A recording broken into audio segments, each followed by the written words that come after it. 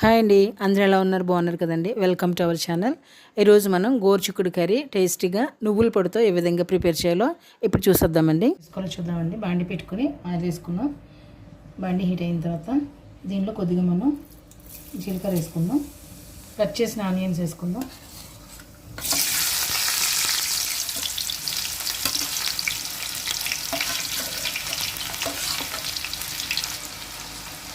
పచ్చిమిర్చి, కొద్దిగా కరివేపాకు, కొద్దిగా పసుపు యాడ్ చేసుకుందాం. ఒకసారి తిప్పేసుకొని మూత పెట్టేసుకుందాం.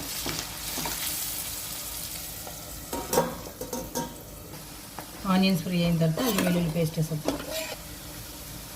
అల్లం వెల్లుల్లి పేస్ట్ ఫ్రై అయిన తర్వాత టమాటా ముక్కలు కట్ చేసుకున్నాను వేసేసుకుని మూత పెట్టేద్దాం. కుక్ అయిపోతాయి ఒక 5 minutes. టమాటా కూడా చక్కగా కుక్ అయిపోయింది. ఇప్పుడు మనం గోరుచిక్కుళ్ళు వేసేద్దాం. చూడండి, గోరుచిక్కుళ్ళు శుభ్రంగా కొద్దిసేపు అయితే ఉడకబెట్టేసుకున్నాం. ఎందుకంటే పక్కనున్న ఇది ఉంటుంది కదండి, పక్కనున్నది శుభ్రంగా వచ్చేస్తుందని కొద్దిసేపు ఉడకబెట్టేసుకున్నాం. కాబట్టి ఇవి చాలా తొందరగా కుక్ అయిపోతాయి. టమాటా కూడా కుక్ అయిపోయిన తర్వాత ఇవి ఇప్పుడు వేసేద్దాం.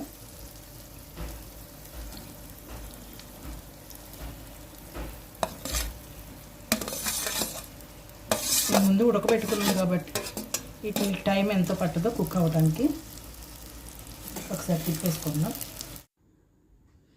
గోరుచిక్కులు ఫ్రై అయిపోయినాయి కదండి. ఇప్పుడు కొద్దిగా కారం అలాగే సాల్ట్ వేసుకుందాం. సరిపడా సాల్ట్, కారం వేసేసుకుని కలిపేసుకోండి.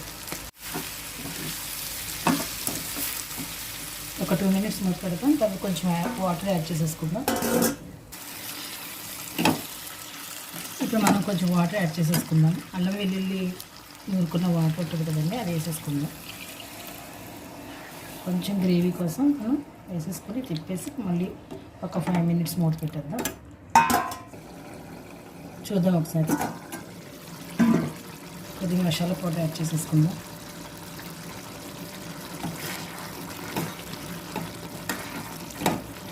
గోరుచిక్కుడు కర్రీ టేస్ట్ అయితే అదిరిపోద్దండి. ఇది మనకి రైస్లోని, తర్వాత అలాగే చపాతీలో కూడా మంచిగా పనిచేస్తుంది. ఒక్కసారి మూత పెట్టుకుందాం. మసాలా పౌడర్ వేసిన తర్వాత కర్రీ దగ్గర పడిపోయింది కదండి. మసాలా పౌడర్ కూడా యాడ్ చేసేసుకున్నాం. నువ్వులు ఒక 4 స్పూన్లు నువ్వులు అయితే చితకొట్టుకొని పౌడర్ చేసుకొని మనం ఇందులో వేసుకుంటున్నామండి. ఈ గ్రేవీ బాగుంటుంది నువ్వులు వేసుకుంటే. అంతేకాకుండా వర్షాకాలం కాబట్టి కొంచెం వేడి అయితే వస్తుంది. నువ్వులు చాలా మంచిది కదండి. పౌడర్ చేసుకున్న నువ్వులు యాడ్ చేసేద్దాం లాస్ట్లో. యాడ్ చేసుకుని సరిపోద్ది.